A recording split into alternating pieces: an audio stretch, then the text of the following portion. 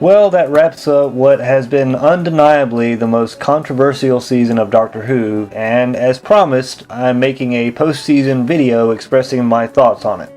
Since I haven't posted any videos giving in-depth responses to each episode, I'm going to touch on each episode following the premiere in this video and just give a few thoughts on them, as there's not much to say about most of them. So let's dive in. If you watched my review of the premiere episode, then you know I didn't find it that terrible. However, the next episode's intriguing title is literally all it had going for it. The Ghost Monument is without a doubt the weakest episode of the season, with extremely binary characters who themselves are so exaggerated in what they're meant to represent that they come off as caricatures. Perhaps more damaging though is this episode's plot, which was thinner than the paper it was written on. Nothing more than a space race story involving the two characters of Angstrom and Ebso, but told in the simplest terms possible. The race offers a cash prize, and we're info-dumped some rudimentary background details on the two characters, so we're supposed to care whether or not they win. Ebso, the white male character, is conveniently written as a selfish asshole, while Angstrom, the gay female, is written as a strong, selfless leader. I'm sure this is pure coincidence, because throughout this year, I've been told there's no agenda. The episode's lacking plot aside, its biggest problem was the direction by Mark Tonderai, who literally should never be permitted to direct an episode again. Right from the start, the excessive use of shaky cam, rapid jump cutting, badly framed shots, and rapid speech from the actors creates pacing that is warp speed and almost impossible to keep up with. Now, you might be saying, Six, it's a story about a race, so the director was obviously trying to convey a sense of speed. Okay, but we, the audience, are not participating in the race. We are observers outside the box watching these events unfold. In much the same way spectators at an auto race do not experience the adrenaline rush a driver does, because they aren't actually on the track in the car racing. The main cast had little to do with the story whatsoever, and after stumbling into the lives of Angstrom and Ebso, they basically just tagged along for the ride. Ultimately, it was Angstrom and Ebso who agreed to share the prize, so the Doctor essentially did nothing in this story. As many as my fellow viewers have pointed out, this episode was nothing more than 45 minutes of cheap filler, so we could get our main characters to the TARDIS and introduce the new interior. While I don't mind so much the idea of this type of historical, the problem with this episode is that it's so caught up in its socio-political messaging that it totally abandons any sort of wholesome Doctor Who plot. The villain for this episode is yet again so exaggerated in his personification that it becomes laughable. Obviously, the underlying villain for this story was the oppression of African Americans by whites during the 1960s. So who is the monster of the week in this episode? Why, a white male from the distant future who is a cosmic racist, no less. We're given little else about his character other than he was imprisoned in Stormcage and was released. And being the cosmic racist that he is, he conveniently acquires a vortex manipulator and chooses 1960s Montgomery, Alabama on Earth to prevent Rosa Parks from giving up her seat on the bus. Because racism. Come on, there is no defending this.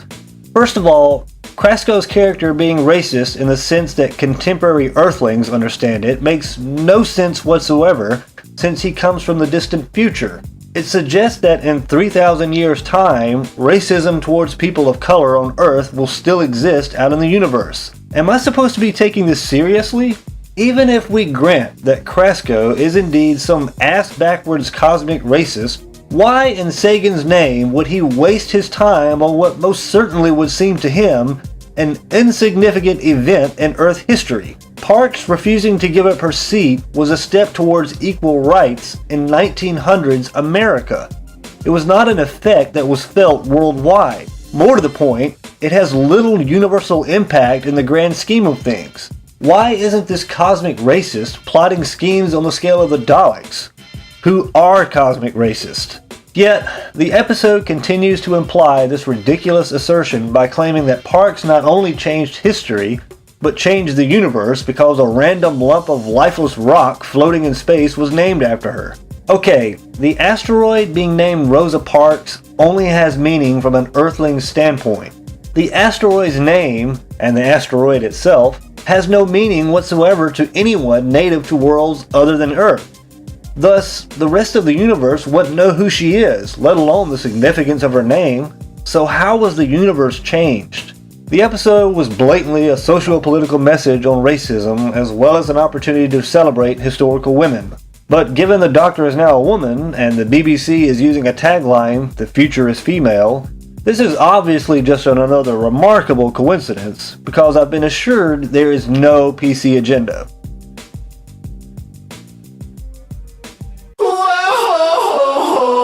Oh brother, the giant spider episode.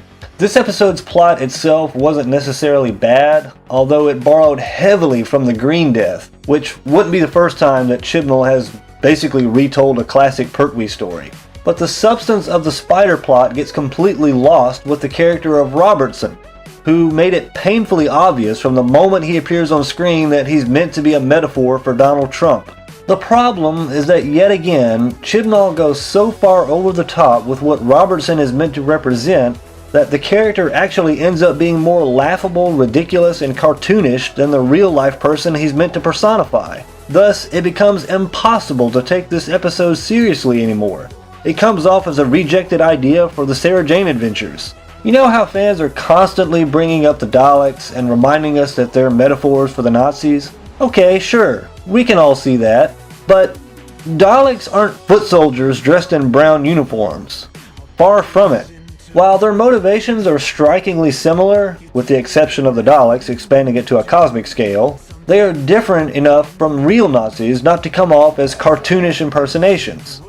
We can still take them seriously, as we're meant to. If Chibnall were to write the character of Davros, who presumably represents Hitler, he wouldn't be a blind, mutant scientist confined to a chair on life support.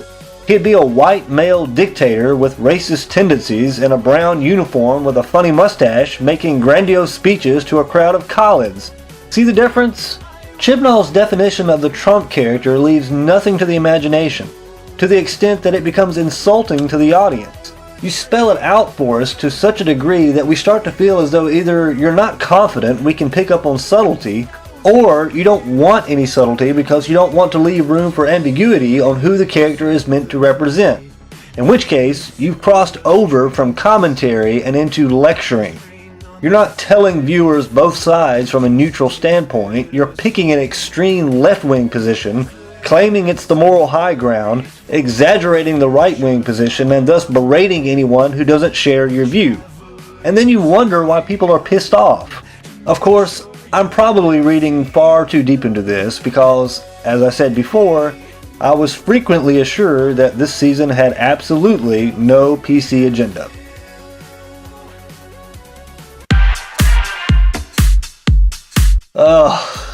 This episode will, without a doubt, be forever remembered by fans as the one with the pregnant guy and that ridiculous alien who looked like a reject from Men in Black. I have very little to say on this episode other than I disliked it.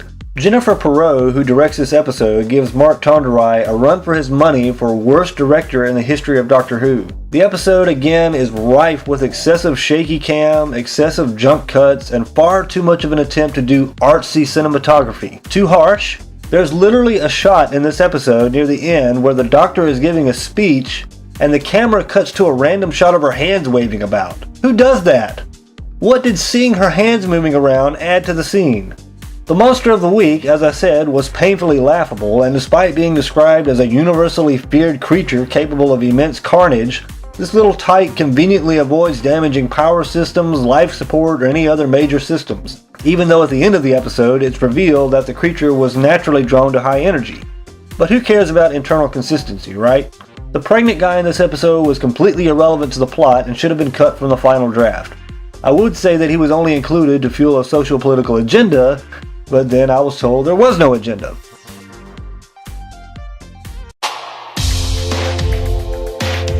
Despite this episode once again laying on the political messaging really thick, I actually rather enjoyed this one. But this was probably largely due to Jamie Childs directing it, as he directed the season opener as well, which up to this point was the only other episode I liked.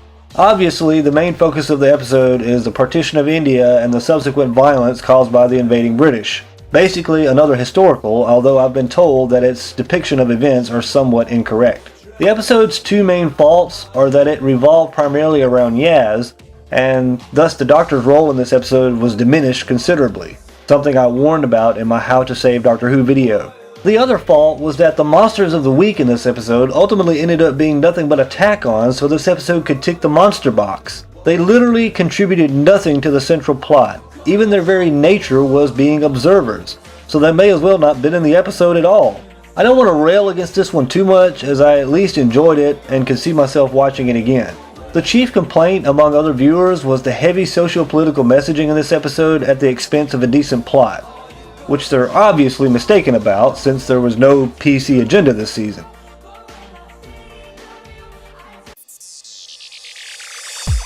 Also known as Amazon. Like the previous episode, this story lays on the socio-political messaging pretty thick, with Kerblam being a stand-in for Amazon. Apparently, Kerblam is a universally recognized retailer, and yet it's conveniently never mentioned in the past. I guess maybe since regenerating into a woman the Doctor developed shopping tendencies? The episode wasn't as terrible as the Saranga Conundrum and the Ghost Monument, but like others, it squandered a great opportunity to tell a good Doctor Who story for the sake of lecturing its audience on the problems facing America's working class, specifically those employed by megacorporations. Now that I think about it, why is Doctor Who commenting so much on American politics? Why are they all up in our business? Shouldn't they be commenting on British policy? The episode also loosely touches on extremism when it comes to political revolt. Anyway, not much else to say on this one other than the conveyor sequence starts to get a bit laughable and reminded me of a similar sequence from the Star Wars prequels. Seriously, I get that a business on the scale of Kerblam would require a huge warehouse of machinery, but this just looks fake. It looks like a CGI composited shot. However, I can't confirm that there was any political commentary in this episode because I was told there was no PC agenda.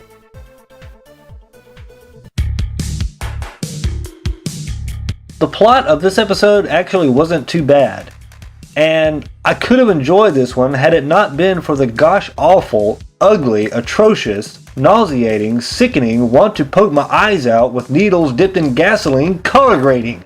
Good grammar, look at this. The color in this shot looks terrible. The lady in the chair looks black and white while yellows and cyans are highlighted. Reds are muted and all the other colors have been removed. Why? This looks awful. I mean, it literally looks like something is wrong with the color. In what way does this improve the viewing experience? The other major problem with this one was the resolution to the plot, which seemed to come quickly in the final 5 minutes, as if the writer got distracted with commenting on how women have been treated in the past, and suddenly remembered that she had all these other elements at play and needed to wrap things up. Back to the past to touch on the oppression of women again. Coincidence? I'm sure.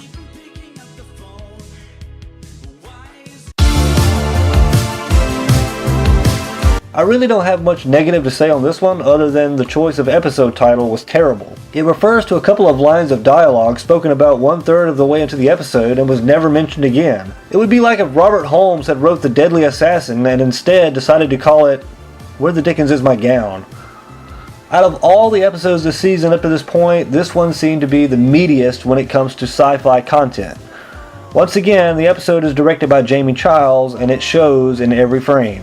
Childs tends to avoid trying to be artsy with his cinematography and instead focuses on driving the plot forward and capturing the action in a way the audience can absorb modestly. Minimal shaky cam during the exterior shots of the TARDIS, and as usual he keeps the jump cuts relatively lax, as well as the dialogue not rushed so as to keep pacing natural. That said, it's actually impressive that this episode didn't feel rushed considering how much it covered. We had the TARDIS crew arriving at the cabin, discovering Hana, introducing the alleged creature outside, the mirror portal, the anti-zone, the minor subplot with ribbons, the flesh-eating moths, them emerging on the other side of the mirror universe, the revelation that the creature outside the cabin was a hoax, introducing Eric and his alleged dead wife, as well as Grace, who is also seemingly back from the dead, and their attempt to return back to their native universe. Saying it out loud, you realize just how much story was crammed into this 50-minute slot. and yet the combination of Ed Himes' writing and Jamie Childs' directing pulls it off almost flawlessly. I have to be honest, this episode is probably my favorite from this season. The only major fault, as many have pointed out, is the ridiculous frog at the end. Apparently this sentient universe can take on any form and any voice, but it chooses a frog with the voice of Grace, because convenience. Some have noted what seemed to be political commentary on single dads, with the character of Eric abandoning his blind daughter for 4 days. But I don't really see it that way. For one, even if it's true, it was subtle enough not to be intrusive. Secondly, Eric's disappearance was not due to negligence, but rather he came under the influence of the mirror universe, and thus his judgment was skewed. I found the purpose of the characters of Hannah and Eric to be more of a way to drive the story into the mirror universe, which it accomplished fluently. Maybe I'm wrong, but on this particular episode, I have to conclude that some fans are grasping at straws just a bit. Lastly, the season finale. Like It Takes You Away, this episode is directed by Jamie Childs and thus once again ranks among my favorites from this season. Chibnall does a nice job of introducing a new story while at the same time neatly tying up the loose ends left at the end of the season premiere. The plot was decent, the pacing and cinematography were on the mark. But perhaps most positively, this episode seemed to be totally devoid of any socio-political commentary, unless someone is about to make an argument for the religious nature of the Ooks. The biggest fault for this episode, unfortunately, is Jodie Whittaker, as was the case for nearly every episode this season. There's no polite way to say this, folks, but she just doesn't command the gravitas and on-screen presence the lead role like the Doctor requires. It's not because of her gender either. I'm not saying she's a bad actress, I'm just simply stating the obvious. She wasn't right for this part. She was cast for socio-political reasons and not because she was the best candidate for the role. I've seen where some people have voiced complaints about this episode seeming more like a mid-season episode than a finale, which I agree. It does feel more like an average Doctor Who episode. But people need to remember that this was not uncommon during the original series. The Reign of Terror, the Time Meddler, the Evil of the Daleks, Inferno, the Daemons, the Time Monster, Revenge of the Cybermen, Seeds of Doom, etc. were all season finales and yet all felt like mid-season stories rather than finales. So in this respect, I see no problem. There's no rule saying that the season finale has to be some epic climactic light show with some major event as the ending or a cliffhanger. That's about it though. Very little to complain about on this one. So there you have it, my take on Chibnall's first season of Doctor Who. Its biggest problem was that it was far too bogged down with its socio-political messaging at the expense of more engaging plots. And this isn't just my opinion, it seems to be the general consensus among the majority of viewers. On Rotten Tomatoes, the season's audience score at the time of writing this commentary is 48%, making it the worst audience score for a revival season of Doctor Who by nearly 30 points. Even the least favored seasons under Moffat managed to scrape up mid-70s scores. The audience reviews on Rotten Tomatoes all seem to share a common denominator: the writing and the excessive PC tendencies that became intrusive. While I can't say if the Doctor being a woman contributed to this low score, it can't be a coincidence that soon after Whittaker was announced as the next Doctor, DoctorWhoTV.com held a poll asking readers whether or not they approved of a female Doctor. Keep in mind, this was long before we had any hint that it would be the socio-political train wreck it was. The companions weren't even announced, and yet the poll ended with 52% approved, 48% disapproved. At the close of the season, we now see actual viewer responses within a 4-point margin of that poll taken over a year ago. My only hope is that Chibnall will listen to viewer complaints and attempt to address those concerns in the next season. However, I can't guarantee I'll be commenting on it, as I've decided to make this season my last, at least until another change in showrunner occurs. I gave Chibnall a chance, as promised, and he just didn't deliver. I hope you enjoyed this lengthy recap, and if you're still awake and watching, leave your thoughts, opinions, and comments below. Cheers!